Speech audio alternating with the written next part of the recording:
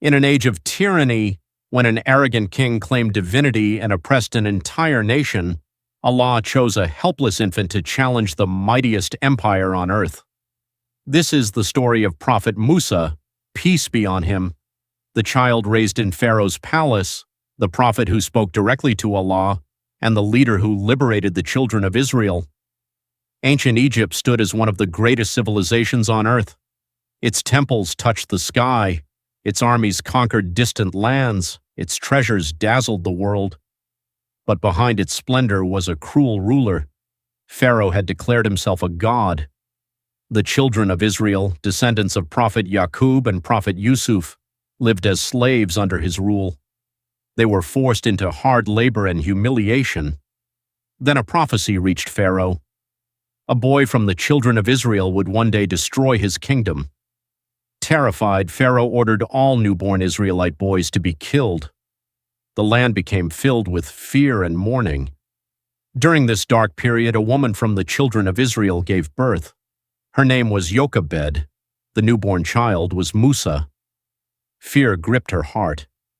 If Pharaoh's soldiers found the baby, he would be killed. Then Allah inspired her. She was instructed to place the child inside a chest and cast it into the Nile River. Trusting Allah despite her fear, she obeyed. The chest floated gently along the Nile. The mother watched from a distance, praying desperately. Musa's sister followed the basket secretly. The river carried the infant toward the palace of Pharaoh himself, the very man who sought to kill him. Inside the palace gardens, Pharaoh's wife Asiya discovered the child. She immediately felt love and compassion for him. When Pharaoh wanted the infant killed, Asiya pleaded, "Do not kill him. Perhaps he may benefit us, or we may adopt him as a son." Allah had already begun his plan.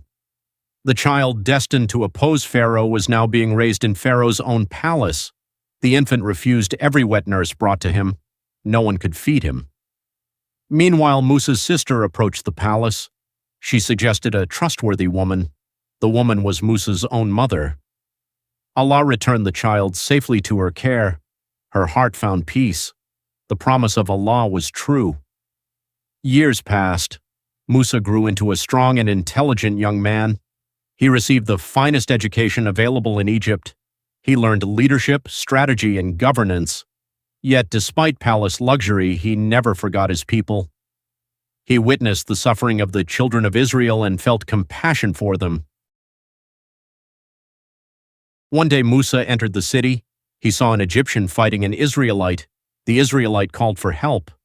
Musa intervened. He struck the Egyptian. Unexpectedly, the man died.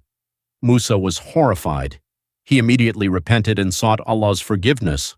Allah forgave him. The next day, the incident became known. Pharaoh's officials planned to arrest Musa. A believer from Pharaoh's household secretly warned him, "Leave immediately. They are plotting against you." Musa fled Egypt alone. No army, no wealth, no companions, only faith in Allah. After days of exhausting travel, Musa arrived in Madyan. Near a well, he found shepherds watering their flocks. 2 women stood waiting. They could not approach because of the crowd. Musa helped them. Then he sat under a tree and prayed to Allah. The women brought Musa to their elderly father. Many scholars identify him as Prophet Shu'aib. The old man admired Musa's honesty and strength.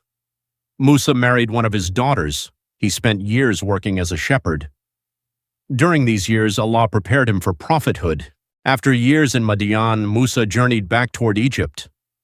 On a cold night, he noticed a fire on Mount Tur. As he approached, a miracle occurred. Allah spoke to him. Musa was chosen as a prophet. Allah commanded him to confront Pharaoh. Allah granted Musa miracles. His staff transformed into a serpent.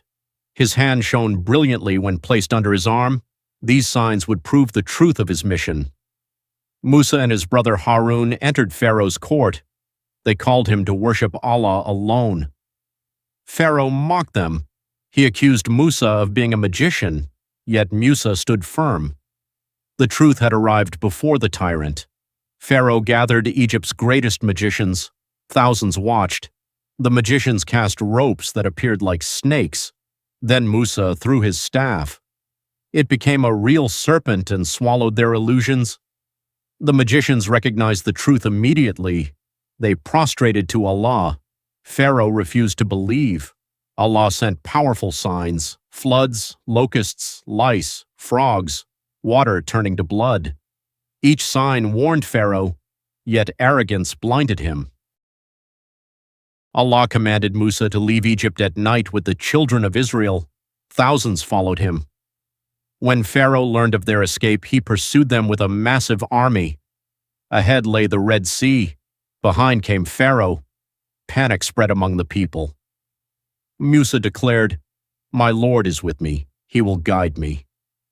Allah commanded him to strike the sea with his staff. The waters split. Towering walls of water rose on both sides. A dry path appeared. The believers crossed safely. Pharaoh and his army rushed into the pathway. Then Allah commanded the waters to return. The sea crashed down. Pharaoh realized the truth too late. His army was destroyed. The tyrant who claimed divinity was defeated. The sea had closed behind them. Pharaoh was gone. The chains of slavery had been broken. For the first time in generations, the children of Israel were free, but freedom brought new challenges. Ahead stretched a vast and unforgiving wilderness. Day after day, they traveled through scorching deserts and rocky valleys. Food was scarce. Water was difficult to find. Many among them began to complain. Some even longed for the days of Egypt despite the oppression they had endured. Yet Prophet Musa reminded them, "Trust in Allah. He is the one who saved you." As thirst spread among the people, they pleaded with Musa. Allah commanded Musa to strike a rock with his staff. Musa obeyed. Instantly, water burst forth. Not one spring, not two. 12 springs emerged from the rock. Each tribe knew its own place to drink. Once again, Allah demonstrated His mercy. The children of Israel camped near the sacred mountain. Allah summoned Musa to ascend Mount Tur. There Allah honored him with revelation. For 40 nights Musa remained away from his people. Allah bestowed guidance and commandments. Musa descended carrying divine instruction for his nation. While Musa was away, a dangerous temptation emerged. A man named Samiri misled the people. Using their gold ornaments, he fashioned a golden calf. Many began worshipping it. Prophet Harun tried desperately to stop them, but they refused to listen. When Musa returned and saw what had happened, he was deeply saddened. How could they abandon Allah so quickly after witnessing so many miracles? Musa called them back to repentance, and Allah accepted the repentance of those who sincerely returned. The wilderness was harsh, food remained scarce. Yet Allah did not abandon His people. He sent miraculous provisions from the heavens. Every morning, a sweet substance known as manna appeared. Alongside it came flocks of quail for nourishment. The people ate and were sustained. Clouds also shaded them from the burning desert sun. Allah's mercy surrounded them at every step, yet many still failed to appreciate His blessings. Years passed. The children of Israel finally approached the blessed land Allah had promised them. Musa instructed them to enter courageously and trust in Allah. But fear entered their hearts. They saw powerful inhabitants and became frightened. Most refused to advance. Only a few believers encouraged obedience. The people answered Musa, "You and your Lord go and fight. We will remain here." It was a tragic moment of weakness and disobedience. Because of their refusal, Allah decreed that they would wander in the wilderness for 40 years. A new generation would arise, a generation stronger in faith, a generation prepared to inherit the land. Musa remained patient. He continued teaching, guiding, and calling his people to Allah. Even in disappointment, he never abandoned his mission. As the years passed, Musa's mission neared completion. He had challenged Pharaoh, witnessed the sea split, received revelation from Allah, led an oppressed nation to freedom, and endured countless trials with patience. The story of Musa became a timeless lesson for humanity. a lesson that truth triumphs over tyranny, that faith overcomes fear, and that Allah's promise is always fulfilled. After generations of oppression, the children of Israel were free. The promise of Allah had been fulfilled. The infant once placed in a river basket had become a prophet, leader, and liberator. The story of Prophet Musa teaches us that no tyrant is greater than Allah's power. Faith can overcome fear, patience can overcome oppression, and Allah's plan always prevails. Peace and blessings be upon Prophet Musa, his brother Harun, and all the prophets of Allah. If you enjoy Islamic history, stories of the prophets, and cinematic retellings of historical events, remember to like, share, and subscribe for more inspiring content.